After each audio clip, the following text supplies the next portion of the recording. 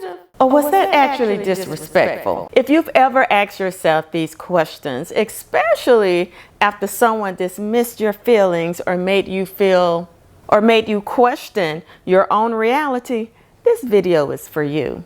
Sometimes as sensitive women, we can take neutral comments personal, but other times people really are being disrespectful.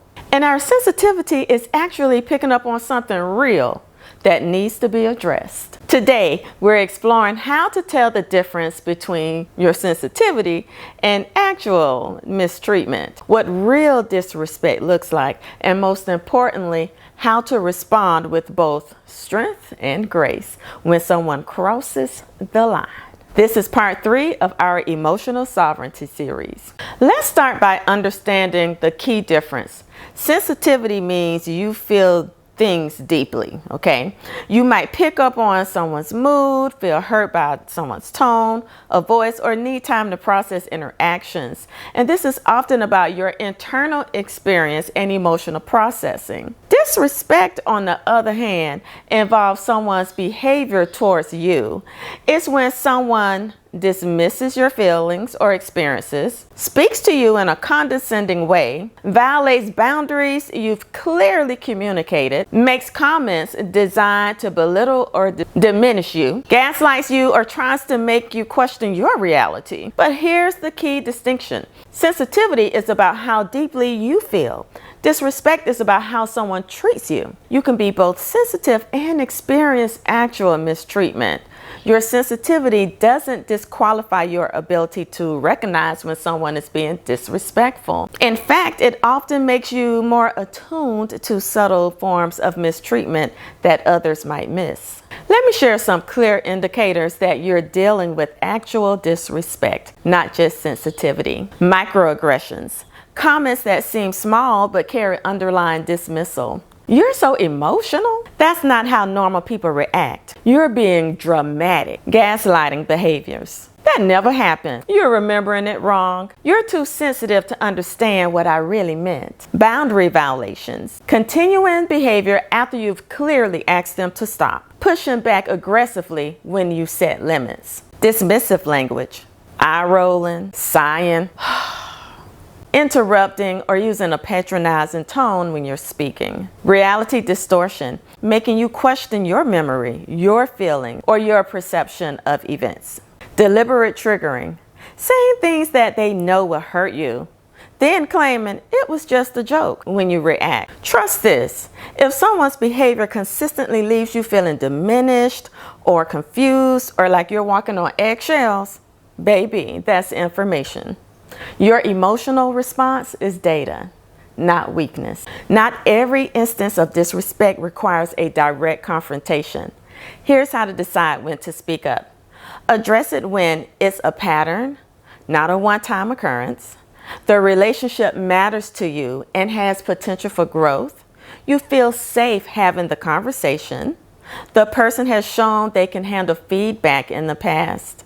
Your emotional energy is in a good place to engage. Now, don't address it when you're dealing with someone who has a history of escalating conflicts. The person consistently gaslights or denies their behavior. You're in a vulnerable position, for example, your workplace hierarchy, family dynamics where speaking up could have serious consequences. Your safety could be compromised. Remember, you don't owe anyone a conversation about their disrespectful behavior. Sometimes protecting your peace means choosing not to engage. When you do choose to address disrespectful behavior, here are some scripts to maintain your dignity while calling out the behavior. For dismissive comments, I noticed you roll your eyes when I was speaking. That feels disrespectful to me. I'd like you to listen without those reactions. For gaslighting, I remember the situation differently. I'm not going to argue about my memory or experience. For boundary violations, I've asked you not to fill in the blank. This is not the first time this has happened. I need you to respect this boundary moving forward. For condescending tone, the way you're speaking to me right now doesn't feel respectful. I'm going to step away from this conversation until we can talk more calmly. For just joking deflections, I understand you meant it as a joke, but it didn't land that way for me. And I'd appreciate it if you didn't make comments like that about me. Now notice how each script names the behavior, states your experience, and requests change without attacking their character. You're addressing the action, not making them wrong as a person. Sometimes the most powerful response to disrespect is to create distance. This is especially important when the person consistently denies their disrespectful behavior. They escalate or become more aggressive when you address it. They show no willingness to change or consider your perspective. The relationship consistently leaves you feeling drained or diminished. Creating distance doesn't always mean cutting someone off completely. It might mean limiting the time you spend with them, choosing not to share personal information, or having conversations only in group settings. Reducing emotional investment in the relationship. Setting stricter boundaries around communication. Remember, you can care about someone and still choose to protect yourself from their behavior. Love doesn't require you to accept disrespect. Speaking of protecting your peace while navigating challenging relationships, I want to offer you something that can support you daily. It's my free daily self-care checklist with affirmations. It includes specific affirmations for trusting your instincts and maintaining your center when you're dealing with difficult people. You can grab it in the description below. One of the biggest challenges women face is how to stand up for themselves without being the very thing they dislike, which is aggressive, dismissive, or mean. Here's how to maintain your integrity while protecting yourself. Stay grounded in your truth. You don't need to convince anyone that their behavior is disrespectful. You know what you've experienced. Use your sensitivity as your strength. Your ability to feel deeply also gives you the ability to respond with emotional intelligence and precision. Set consequences with love. If you continue to speak to me this way, I'll need to end this conversation. Isn't being mean, it's actually self-care. Practice the pause. Before responding to disrespect, take a breath. Ask yourself, what response honors both my boundaries and my values? You can be both kind and strong. You can be both open-hearted and boundaried. These aren't contradictions. They're the hallmarks of emotional sovereignty. By the way, I'm Gwen Jones, and I offer heart-centered content that guides you from reactive patterns to intentionally designing a life that's aligned with your purpose through mindful wellness practices.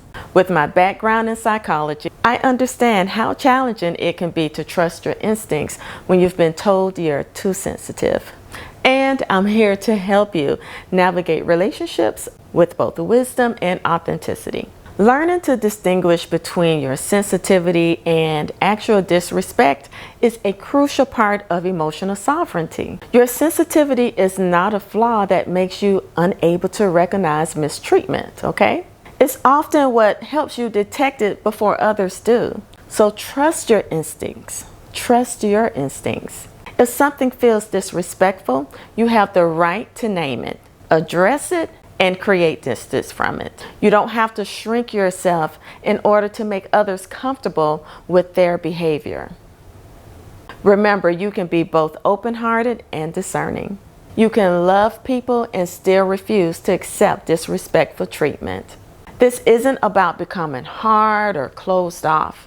It's about honoring yourself while maintaining your capacity for authentic connection. You are not too sensitive to navigate this world with strength and grace. You are not required to tolerate disrespect to prove you're a good person. You deserve relationships that honor your sensitivity as the gift that it is. And make sure you're subscribed, because next week we're exploring how to stop overthinking social interaction. Perfect for those of us who replay conversations and wonder if we handled things right. Remember, you have everything you need to navigate this world with both strength and softness. Until next time, keep flowing in serenity. Be sure to check out this next video. Remember, you are deserving of love and respect.